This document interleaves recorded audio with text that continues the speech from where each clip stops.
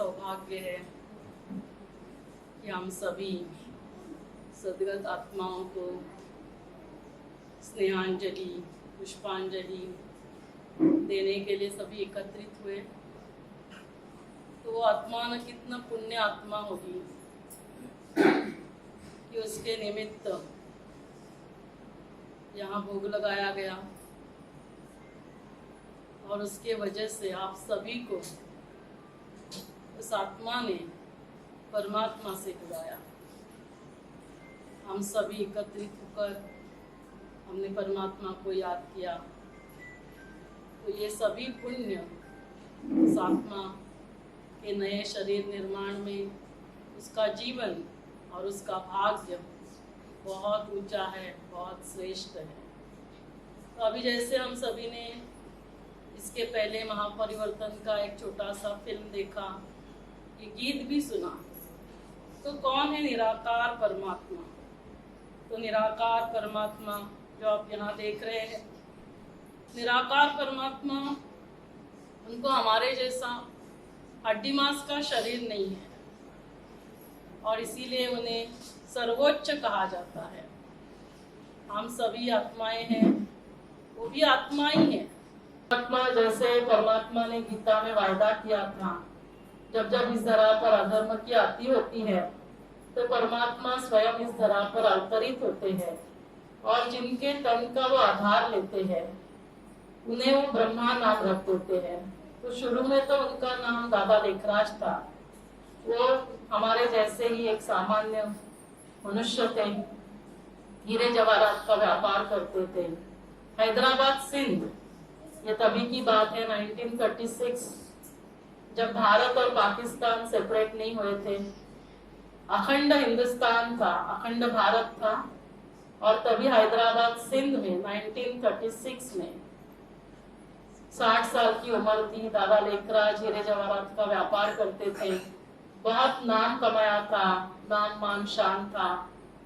वो जब भी जवाहरात का धंधा, तभी के नेपाल के राजा, इंग्लैंड की रानी, ऐसे सभी उदयपुर के राजा, ऐसे राजा महाराजाओं के साथ उनका ये धंधा जवाहरात का व्यापार चलता था।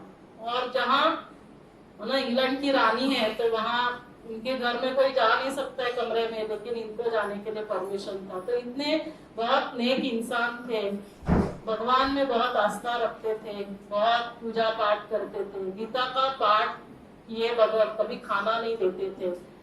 यदि कोई व्यापारी आएगा तो भी यदि गीता का पाठ नहीं हुआ है तो व्यापार भी नहीं करते थे। तो इतना भक्ति सब करते थे और भगवान को पाने की सत्य की खोज थी। तो उन्होंने अपने जीवन काल में 12 गुरु किए थे। और जब ऐसे ही एक समय बॉम्बे में उनका जो फ्रेंड था उनके यहाँ बैठे थे और तभी सत्संग चल रहा था और उन्हें साक्षात्कार हुआ। अहम विष्णु चतुर्भुज तत्वम, मैं विष्णु हूँ और तुम मेरा स्वरूप हो। उन्हें कुछ समझ में नहीं आया कि ये मेरे साथ क्या हो रहा है। उन्हें लगा शायद गुरुजी प्रवचन कर रहे, तो गुरु ने साक्षात्कार किया। इसीलिए गुरुजी से जाकर उन्होंने कहा कि आज मैं धन्य हो गया, जिनका जो मेरा आराध्य है, जिनकी मैं पूजा करता हूँ, आज मुझे उनका साक्षात्कार हुआ। और इसका मतलब क्या है? अहम विष्णु चतुर्भुज तत्वम। तो गुरुजी ने कहा कि मैंने तो कोई साक्षात्कार नहीं कराया और मुझे पता भी नहीं है कि इसका मतलब क्या है। तो आप इसके लिए आप बनारस जाओ, वहां पर बहुत विद्वान पंडित है, आप उनसे मिलना। तो बनारस में भी उनका जवाहरात का व्यापार चलता था। तभी हैदराबाद, बॉम्बे, कलकत्ता, बनारस, ऐसे सब जगह उनका व्यापार चलता था। तो बनारस जाते हैं और मित्र के यहाँ रहते हैं और फिर जाकर बहुत ध्यान करते थे। तो एक दिन ऐसे ही ध्यानस्थ थे, गंगा के किनारे बैठे थे और उन्हें साक्षात्कार हो, जो अभी हमने सभी ने देखे 3 साक्षात्कार। 36 की बात हो रही है। तभी ऊपर से ऐसे कुछ तो गोले गिर रहे थे और नीचे सब नाश हो रहा था। उनको कुछ समझ में नहीं आया, ये ऊपर से क्या गोले आ रहे हैं, ये नाश क्या हो रहा है। थोड़ा समय के बाद वो दृश्य खत्म हुआ। नेचुरल कैलामिटीज, भूकंप हो रहे हैं, सुनामी आ रही है, बहुत विनाशकारी भूकंप है, ये क्या हो रहा है। फिर उन्हें दिखाई दिया युद्ध हो रहे हैं, कत्ले आम, सब चारों ओर खून की नदियां बह रही है। कुछ समझ में नहीं आ रहा था। 36 की बात थी। उनके आंखों से आंसू बह रहे थे, भगवान बस करो बस करो, ये क्या हो रहा है, मुझे ये कौन दिखा रहा है। और फिर उन्हें वो दृश्य दिखाई दिया, बहुत सुंदर दृश्य। ऊपर से तारे नीचे आ रहे हैं, और जैसे ही वो नीचे आ रहे हैं देवी देवता बन रहे हैं, सोने हीरे जवाहरात के महल है। और एक आवाज आई, बच्चे, मीठे बच्चे, तुम्हें ऐसी दुनिया फिर से बनानी है। उन्हें कुछ समझ में नहीं आ रहा था, ये क्या हो रहा है, कौन मुझे दिखा रहा है, ये कौन मुझे कह रहा है, और ये ऐसी सुंदर दुनिया मैं कैसे बनाऊंगा। लेकिन सिर्फ उन्हें यही समझ में आया कि बहुत सुंदर दुनिया बहुत जल्द आने वाली है, और मैं ये हीरे जवाहरात का व्यापार क्या कर रहा हूँ। ऐसा कुछ तो करूँ जिससे मैं ऐसे दुनिया में जाऊं जहां पर इतनी सुंदर प्रकृति है, प्रकृति भी सुखदाई, जहाँ शेर और बकरी इकट्ठे एक घाट पर पानी पी रहे हैं, सभी चारों ओर, सभी में बहुत प्यार है, सुख है, शांति है, खुशी है। और उन्होंने अपना जो जवाहरात का जो व्यापार था, वहीं से उन्होंने अपने पार्टनर को टेलीग्राम किया कि अभी मुझे ये सब नहीं करना है, आपको जो ठीक समझता है आपको मुझे आप दे देना, और मुझे अभी ईश्वर नामस्मरण में अपना समय व्यतीत करना है। तो उसने कहा कि अरे इतना जवाहरात का हमारा व्यापार चल रहा है, आपको समझ में आ रहा है आप क्या बोल रहे हो। उसने कहा हाँ बिल्कुल मुझे समझ में आ रहा है, आप जो ठीक लगता है मुझे देना। और उतने में क्या हुआ, हैदराबाद सिंध से उन्हें टेलीग्राम आया, जिन चाचा ने उन्हें बड़ा किया था, क्योंकि इनके बचपन में ही इनके मम्मी पापा गुजर चुके थे, और जो चाचा ने बड़ा किया था उस चाचा का, मुलचंद का, वो शरीर छोड़ने वाले थे। तो इनको टेलीग्राम आया, क्योंकि उन्होंने ही माता पिता के समान बड़ा किया था। तो वो बनारस से हैदराबाद गए, जब तक पहुंचे तब तक चाचा ने शरीर छोड़ा था, सामने शरीर पड़ा था, डेड बॉडी। तो देखा कि क्योंकि गीता का पाठ करते थे, आत्मा क्या है पता था, देखा कि एक स्टार, एक चैतन्य शक्ति शरीर के एक एक अंगों से जाकर विदाई ले रही है, और फिर भ्रुकुटी के मध्य से यहाँ से वो आत्मा निकल गई। तभी उनको ये आत्मा का साक्षात्कार हुआ। और फिर हैदराबाद से वो फिर बॉम्बे में आए, सत्संग में बैठे थे, और सत्संग में उन्हें थोड़ा सा सर भारी हुआ, तो उठे और कमरे में जाकर बैठे। अभी सत्संग गुरु का चल रहा है, गुरु सामने है, तो कभी उठते नहीं थे। तो इसीलिए उनकी बीबी ने इशारा किया, पत्नी ने बहू को बोला जाकर देखो क्या हो गया है। तो जैसे ही बहू गई तो देखा कि ब्रह्मा बाबा दादा लेखराज ध्यानस्थ थे, और उनकी आंखों से लाल शक्तियां बाहर आ रही थी, किरणें, और पूरा कमरा चारों ओर लाल हो चुका था। और उनके मुख से आवाज निकला, निजानंद स्वरूपम शिवोहम शिवोहम, प्रकाश स्वरूपम शिवोहम शिवोहम, ज्ञान स्वरूपम शिवोहम शिवोहम, आनंद स्वरूप, प्रकाश स्वरूप, ज्ञान स्वरूप मैं शिव हूँ। उन्हें कुछ समझ में नहीं आया। और जो बहू थी, बहू ने ये सब देखा तो बहू को चक्कर आ गया, और बहू नीचे गिर गई। तब दादा ध्यान से बाहर आए, और तभी फिर बहू भी व्यवस्थित होश में आ गई। दादा पूछ रहे बहू को, बहू कौन आया था, क्या बोल रहा था। बहू ने कहा दादाजी आप भी तो बोल रहे थे। दादा ने कहा नहीं मैं कुछ नहीं बोल रहा था। तो बहू ने जो जो हुआ, क्या शब्द निकले वो बताया। फिर वो वापस हैदराबाद गए, गीता का पाठ चालू किया, सत्संग बढ़ता गया। सभी सत्संग में आते थे तो उन्हें साक्षात्कार होते थे। जब बाबा बैठते थे ध्यान में तो उन्हें दादा नहीं दिखाई देते थे, उन्हें श्री कृष्ण दिखाई देता था, उन्हें वैकुंठ दिखाई देता था। ऐसे सत्संग बढ़ता गया, सभी जुड़ते गए। शुरू में थोड़ा सा विरोध भी हुआ, और फिर धीरे धीरे सभी ने इस सत्संग को एक्सेप्ट किया। और उसके बाद 1947 भारत पाकिस्तान सेपरेट हुआ। उसके बाद भी हैदराबाद सिंध में ही रहे, क्योंकि तभी वहां के लोगों ने आने नहीं दिया। कहा कि आप लोग अल्लाह लोग हो, पाक लोग हो, आप यहाँ ही रहना। और फिर 1950 में परमात्मा के आदेश अनुसार फिर वहां से सभी को भारत में स्थानांतरित होने के लिए आदेश दिया गया और सभी पाकिस्तान, हैदराबाद, सिंध, कराची से भारत माउंट आबू आए। और आज माउंट आबू में ब्रह्मा कुमारी का जो वर्ल्ड हेड क्वार्टर है, तो ये बहुत छोटी सी शुरुआत हुई। यहाँ आने के बाद 350-400 बच्चे, क्योंकि दादा ने तो अपना व्यापार बंद किया था, जो उनकी मिल्कियत थी उसका उन्होंने 8 बहनों के नाम से ट्रस्ट बनाया था। तो वो सारी मिल्कियत 14 साल 350-400 भाई बहनों के खाने पीने में खत्म हो गया। और जो भाई बहनों के जो रिश्तेदार जो भारत में तभी 47 में आए थे, उन्होंने कहा आप यहाँ आ जाइए, हम आपको मदद करेंगे। उन सभी ने सोचा कि यहाँ आ गए हैं, इनको अभी हम मदद देना बंद करेंगे, मदद देंगे नहीं तो हमारे बच्चे शायद हमारे पास आ जाएंगे।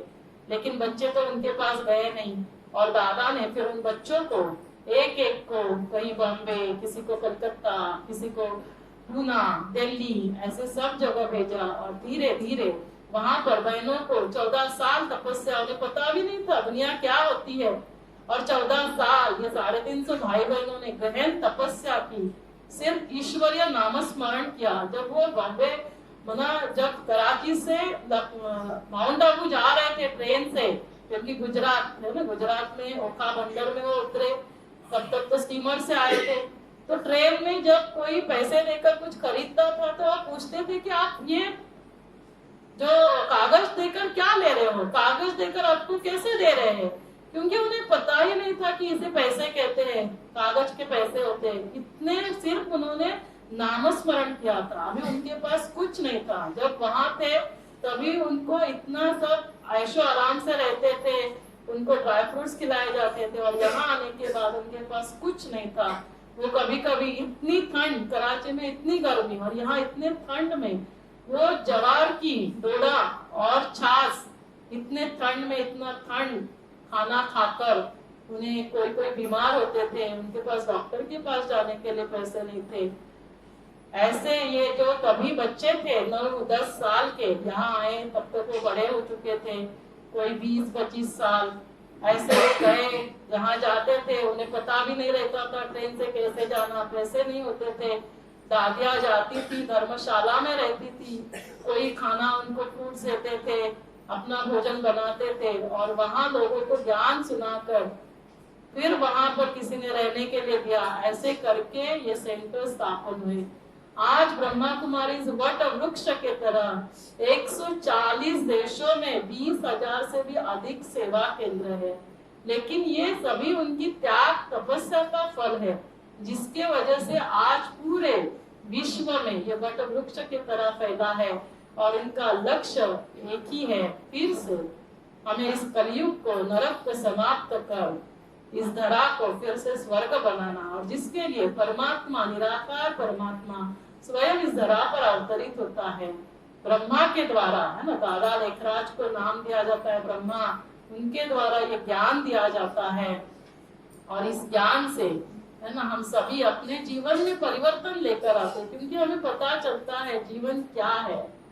जीवन हम आए हैं तो हम ऐसे श्रेष्ठ कर्म करें, हम अपने लिए जिए तो क्या जिए, हम ये दिल तो पूरे दुनिया के लिए तुझे जीना है, पूरे सभी के जीवन में तुम्हें सुख शांति से सभी को भरपूर करना है। तो ऐसे ये ज्ञान से हमारे अंदर परिवर्तन आता है। तो परमात्मा आकर हमें ज्ञान देते हैं कि बच्चे आप आत्मा हो, आप मेरे बच्चे हो। तो आकर हमें ABCD सिखाते हैं। A माना आत्मा, B माना बाबा और स्वयं का परिचय देते हैं, और C माना कनेक्शन, आत्मा और परमात्मा का कनेक्शन, और D माना ड्रामा। हम सभी इस सृष्टि रंग मंच पर ड्रामा में, नाटक में रोल प्ले करने के लिए आए हैं। हमें अपना रोल बखूबी निभाना है, हीरो एक्टर के समान निभाना है, सबको सुख देना है। हमारे सोच से, बोल से, कर्मों से सभी को सुकून, सुख, शांति देनी है। सभी के जीवन में हमें खुशी से सभी का जीवन भरपूर करना है। तो हमें उसके लिए परमात्मा कहते हैं तुम्हें कुछ नहीं करना है, सिर्फ अपने मन का ध्यान रखना है और कुछ नहीं करो। अपने मन को सदा शांत रखो, खुश रखो। और इसीलिए तुम्हें आत्मचिंतन करना है। पहले तुम्हें स्वयं को समझना है कि मैं ये शरीर नहीं हूँ, इस शरीर को चलाने वाली शक्ति आत्मा हूँ, और मैं आत्मा अजर अमर अविनाशी हूँ। मैं पॉइंट ऑफ लाइट हूँ। दोनों आंखों के मध्य में जहाँ तिलक लगाते वहां मेरा निवास स्थान है। मन से मैं सोचती हूँ, बुद्धि से मैं निर्णय लेती हूँ, और जो कर्म मैं करती हूँ वही मेरे संस्कार बन जाते हैं। और मेरे संस्कार, ओरिजिनल संस्कार, ज्ञान, पवित्रता, शांति, प्यार, सुख, आनंद और शक्ति, इन संस्कारों के आधार से ही मैं सोचती हूँ, बोलती हूँ, कर्म करती हूँ। तो मेरे कर्म श्रेष्ठ कर्म बन जाते हैं। मैं परमात्मा की याद में, योग में रहते हुए हर कर्म करती हूँ। मैं कर्म योगी बन जाती हूँ। मैं परमात्मा को याद करती हूँ क्योंकि मुझे परमात्मा का यथार्थ परिचय है। परमात्मा कौन है? परमात्मा मेरे पिता, मेरे समान है। पॉइंट ऑफ लाइट है, रूप में बिंदु है, लेकिन गुणों में सिंधु है। जो 7 गुणों से मैं आत्मा बनी हूँ, उन्हीं 7 गुणों के वे सागर है। ज्ञान के सागर, पवित्रता के सागर, शांति के सागर, प्यार के सागर, सुखकर्ता दुखहर्ता, आनंद के सागर, सच्चिदानंद है। वही सत्य है। वे सत्यम शिवम सुंदरम है। शिव ही सत्य है, शिव ही सुंदर है।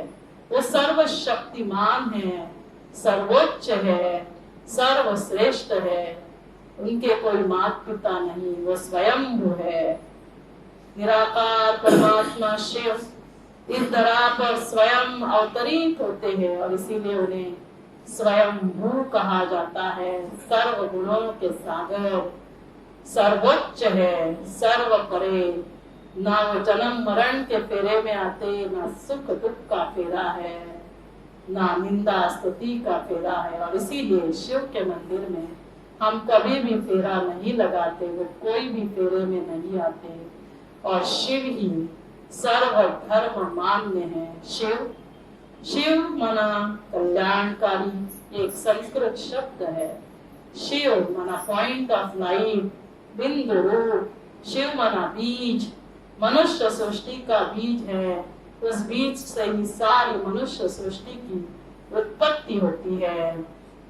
शिव परमात्मा परमधाम के वासी है। इस पंच तत्व की दुनिया से पार, इस आकाश तत्व से परे, परम धाम, शांति धाम, निर्वाण धाम, ब्रह्मलोक, ब्रह्म महतत्व, ब्रह्मांड, ये हम सभी आत्माओं का घर है, जहाँ हम सभी आत्माएं परमात्मा के साथ रहती है।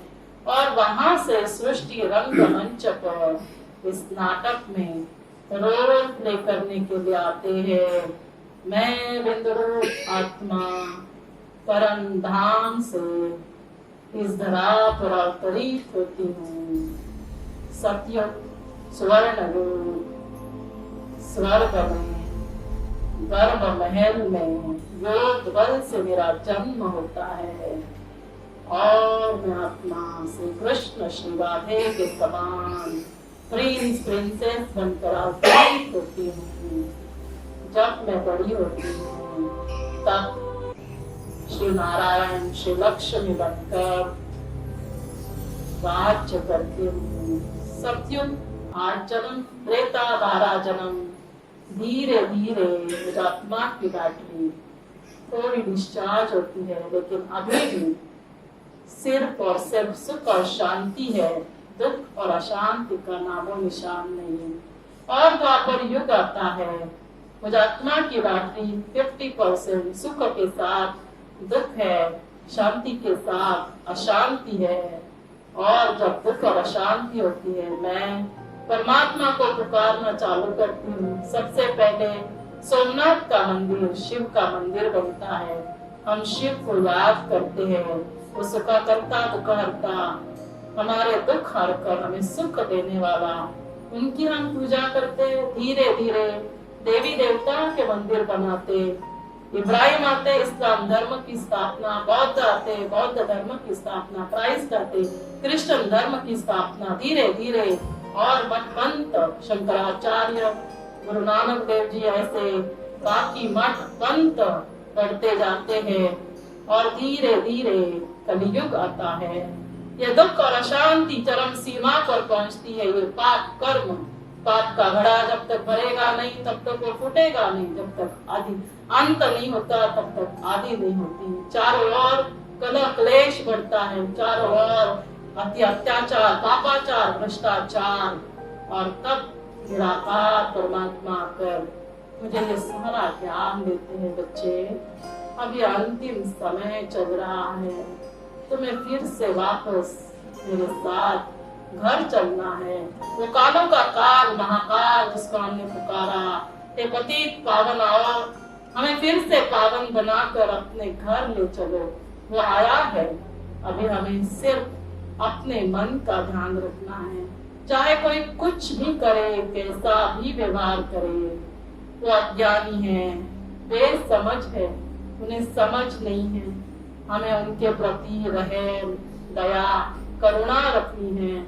सभी जो मेरे आसपास है, मेरे परिवार के सदस्य हैं, चाहे गलत व्यवहार कर रहे हैं, लेकिन वो गलत नहीं है, वो सभी सही है, सभी निर्दोष है, किसी का कोई दोष नहीं है। ये ड्रामा ही ऐसे बना हुआ है। वो सभी बहुत अच्छे हैं। सभी आंखें बंद करें, सभी देखें अपने परिवार के सदस्यों को, सभी अपने परिवार के सदस्यों को सामने लेकर आना। आज वही संबंध में कटुता है, एक दूसरे में प्यार की कमी है।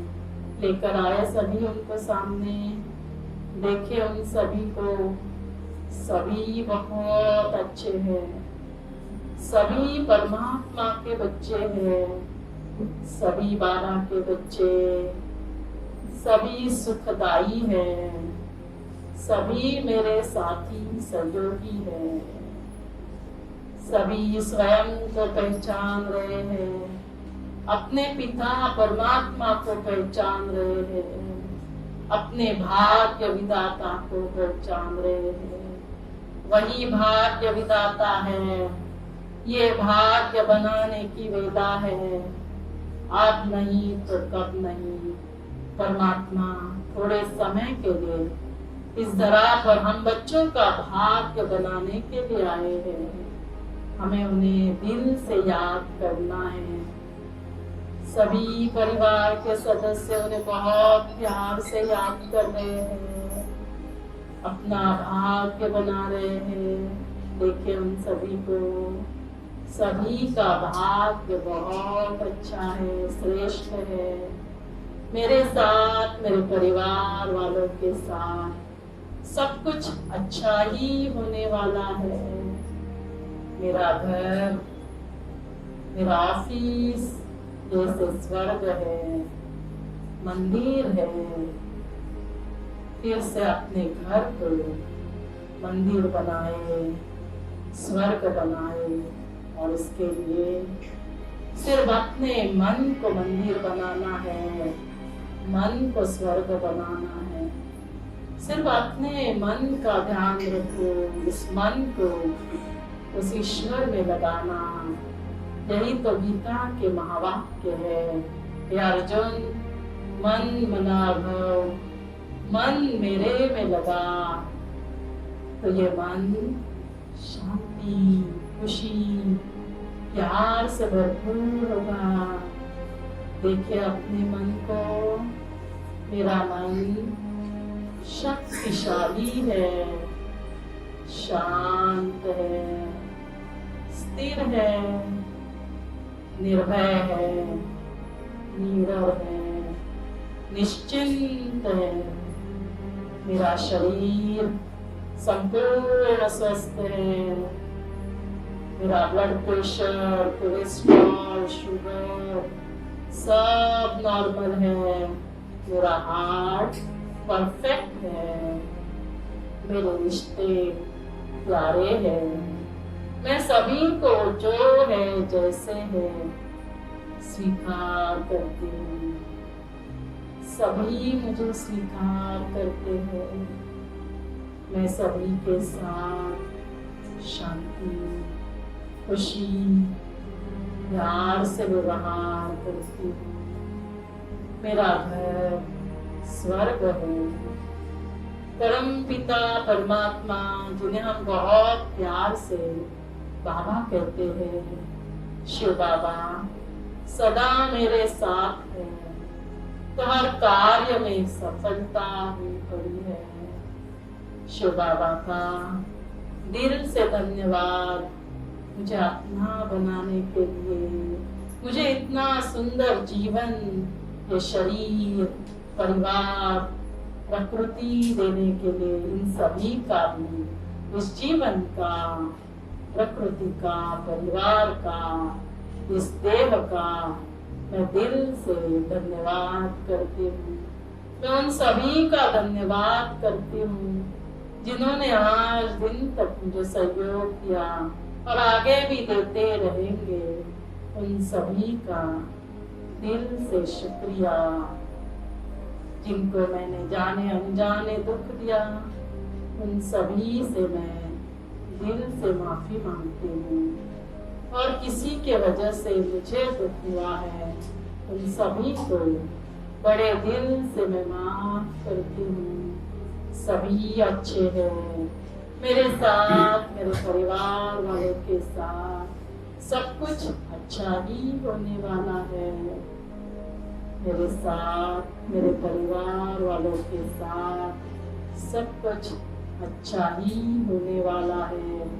परमात्मा की दुआएं, उनकी शक्तियाँ मेरे चारों तरफ, मेरे परिवार के सदस्यों के चारों तरफ, मेरे घर के चारों तरफ प्रवाहित हो रही है। मेरे परिवार के सभी सदस्य स्वस्थ है, सुरक्षित है। चाहे हमारे घर से कोई ध्यान करे ना करे, कोई परमात्मा ईश्वर को माने ना माने, लेकिन ईश्वर सत्य है। हम सभी के लिए, हम उनके लिए भी ध्यान करें, उनके कल्याण की, उनके स्वास्थ्य की शुभकामना करें, उनको परमात्मा से दुआएं दें। मंदिर में एक ही मूर्ति होती है, मैं उस मंदिर की मूर्ति हूँ। अपने घर की, मंदिर की मूर्ति बन जाना है। और मूर्ति को बहुत सहन करना पड़ता है। जितना हम सहन करते हैं उतना ही हम ऊंच बनते हैं। तो बस आज से हमें अपने मन का ध्यान रखना है। और इसीलिए हम 3 बार ओम शांति बोलते हैं। पहले बार ओम शांति, मैं आत्मा शांत स्वरूप, मेरा मन शांत। दूसरी बारी ओम शांति, मैं शांति के सागर, परमात्मा की संतान, तो शांति का सागर सदा मेरे साथ है। तुम्हें याद करना है, मेरे साथ वो खड़ा है जो दुनिया में सबसे बड़ा है और जिसका साथी है स्वयं भगवान। उसको क्या रोकेगा आंधी और तूफान। सदा दिल से कहो मेरा दादा, बाबा सदा हमारे साथ है। और तीसरी बार ओम शांति, आप मुझे क्या करना है। आप मुझे पता चला मैं शरीर नहीं, मैं आत्मा हूँ। अपने घर से यहाँ नाटक में रोल प्ले करने के लिए आई हूँ। अब ये नाटक समाप्त हो रहा है। श्रेष्ठ कर्म करके मैं परमात्मा का नाम रोशन कर, अपने पिता का नाम रोशन कर, फिर से अपने घर परम धाम वापस जा रही हूँ। और फिर थोड़ा समय वहाँ रेस्ट करके हमें सृष्टि रंग मंच में, स्वर्ग में आकर रोल प्ले करना है। तो आज से हम स्वयं का ध्यान रखेंगे, अपने परिवार वालों का ध्यान रखेंगे। परमात्मा को दिल से धन्यवाद देंगे, दिल से शुक्रिया शुक्रिया शुक्रिया। सभी ओम की ध्वनि करेंगे, लंबी गहरी सांस।